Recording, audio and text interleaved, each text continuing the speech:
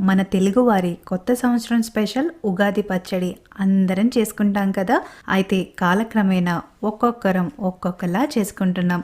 కానీ దీన్ని శాస్త్రీయుక్తంగా మన పూర్వీకులు సాంప్రదాయ పద్ధతిలో ఎలా చేసుకునే వాళ్ళో ఈ వీడియోలో చూసేద్దాం. తీపి, పులుపు, కారం, ఉప్పు, వగరు, చేదు కలిసిన షడ్రుచుల సమ్మేళనం ఇది. ముందుగా పులుపు కోసం కొత్త చింతపండు నీళ్ళలో నానేసి చిక్కటి గుజ్జుని తీసి పక్కన పెట్టుకోవాలి.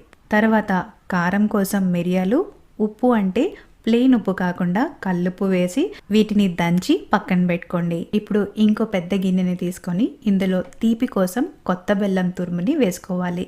తర్వాత దంచి పెట్టుకున్న మిరియాలు, ఉప్పు, చింతపండు పులుసు, వగరు కోసం మామిడి కాయలు కాకుండా మామిడి పిందెల్ని చిన్న ముక్కలుగా కట్ చేసి వేసుకోవాలి. ఆఖరిగా చేదు కోసం వేప పువ్వుని వేసి వీటన్నిటిని చక్కగా కలుపుకోవాలి.